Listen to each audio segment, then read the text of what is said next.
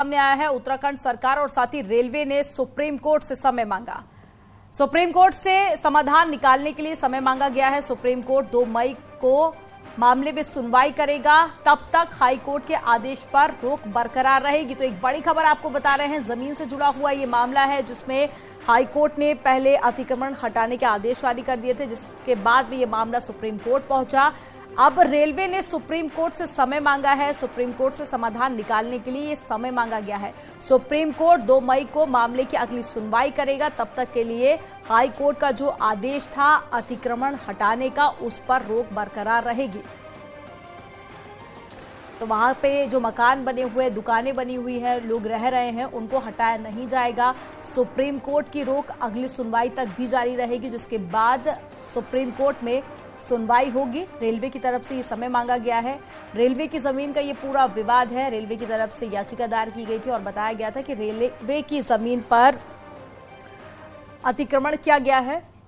और ज्यादा जानकारी के साथ में सुशील पांडे जुड़ गए हैं। सुशील, क्या कुछ कहा गया है कोर्ट की तरफ से? हालांकि अब रेलवे की तरफ से समय मांगने की जानकारी मिल रही है, तो आखिर क्या कारण जिसके लिए रेलवे ने वक्त लिया है?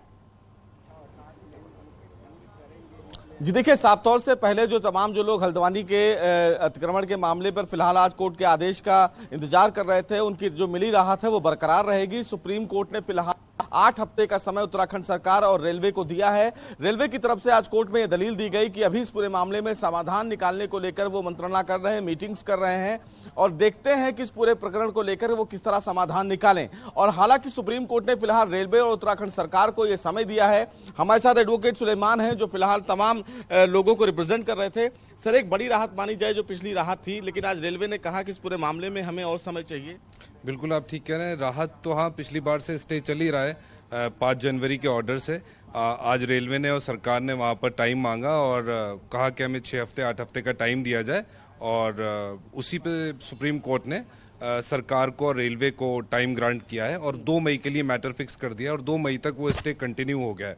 मुख्तलिफ वकीलों ने, डिफरेंट एडवोकेट्स जो अपेयर हो रहे थे पिटिशनर्स की तरफ से, उन्होंने अपनी अपनी दलीलें बताई भी कि ये एक ऐसी प्रॉब्लम है जो इजीली सॉल्व की जा सकती है, जिस पे सुप्रीम कोर्ट ने, जस्टिस कौल और जस्टिस मिश्रा ने लाइटर वेन में कहा भी कि this can be solved instantaneously on a cup of coffee and few sandwiches. लेकिन उन्होंने वो लाइटर वेन में कहा कि अगर आप लोग दोनों बैठ के सॉल्व कर सकते हैं तो सॉल्व करें। प्रशांत भूषण ने भी ये कहा कि कुछ सरकारी दस्तावेज जो वहां पर लोग रह रहे थे, उनके पास अभी सरकार के सरकारी दस्तावेज हैं। तो आपको लगता है कि इतने जो बहुत ही एक बड़ा मामला है जिस पर समाधान इतने लाइटर वे में निकाल सकती है रेलवे या फिर सरकार? मिस्टर भूषण ने कहा कि हमने और एडिशनल डॉक्यूमेंट्स फाइल किए हैं जिससे ओनरशिप दिख रही है ऑक्यूपेंट्स की या रेसिडेंट्स की, और वो बिल्कुल प्रूव कर सकते हैं कि वो रेसिडेंट्स हैं, उनके पास लीगल डॉक्यूमेंट्स है। जिसपे जस्टिस कौल ने कहा कि देखिए, इट्स अ कॉम्प्लेक्स इशू कि बहुत से लोग तो ऐसे होंगे जिनके पास डॉक्यूमेंट्स होंगे, कुछ लोग ऐसे होंगे कि जिनके पास सेमी ऑनरशिप होगी और बहुत से ऐसे होंगे जो कंप्लीट एनक्रोचर्स होंगे।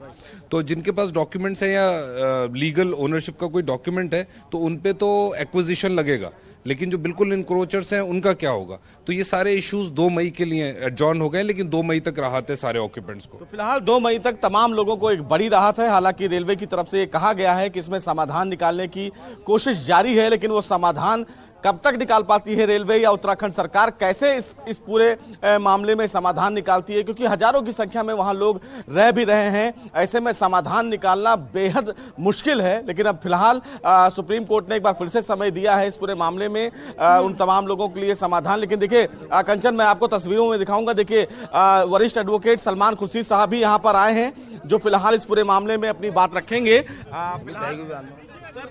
कितनी बड़ी राहत मानी जाए?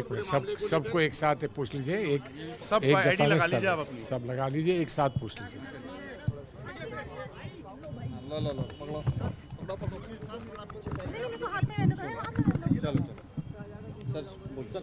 जी, कितनी बड़ी राहत मानी जाए फिलहाल आप लोग?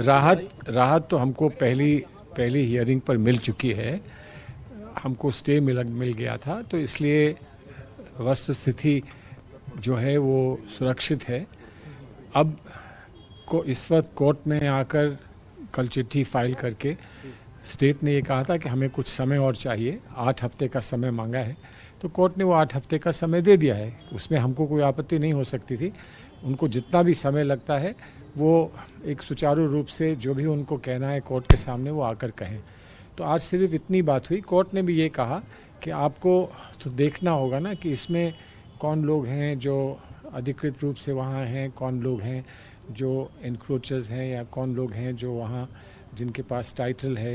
ये सारी चीज़ आप देखकर हमको बताएंगे, तभी इसका कोई समाधान निकलेगा। तो अभी आज कुछ हुआ नहीं है, सिर्फ समय मिला है और 2 मई को अब केस फिर सुना जाएगा। एक आखिरी सवाल, कितना मुश्किल फिलहाल उत्तराखंड सरकार या फिर रेलवे के लिए है, क्योंकि कई ऐसे लोग हैं जिनके पास बाकायदा सरकारी दस्तावेज हैं जो ये दिखाते हैं कि वहाँ पर उनकी ओनरशिप है। जो बात कोर्ट में है उसकी चर्चा मैं यहाँ नहीं कर सकता हूँ। उसकी चर्चा कोर्ट में होने दीजिए। जिसके पास जो दस्तावेज हैं वो कोर्ट में रहेंगे, जिसके पास जो दलील स्टेट के पास है या रेलवेज के पास है वो भी पेश की जाएगी। उसके बाद कोर्ट डिसाइड करेगा, उससे पहले हमें कुछ कहना नहीं चाहिए। ठीक है सर, थैंक यू। ये फिलहाल देखिए सलमान खुर्शीद साहब हैं जिनकी तरफ से कहा गया है कि इस पूरे मामले में सुनवाई फिलहाल टाल दी गई है, लेकिन स्टेट और रेलवे की तरफ से इस पूरे मामले में समय मांगा गया है कोर्ट से कि वो इस पूरे मामले में समाधान निकालने को लेकर फिलहाल समय अदालत से उन्होंने मांगा है। अदालत ने फिलहाल 2 मई का समय दिया है। तब तक उत्तराखंड सरकार और रेलवे को इस पूरे मामले में समाधान निकालने की प्रक्रिया पर काम करना होगा, लेकिन समाधान निकालने की प्रक्रिया बहुत जटिल है। ऐसे में दोनों सरकारें यानी कि रेलवे सामने एक बड़ी चुनौती हम इसे कह सकते हैं, तो वहीं दूसरी तरफ उन लोगों के लिए ये एक राहत भरी खबर है जो लोग वहां पर रह रहे थे और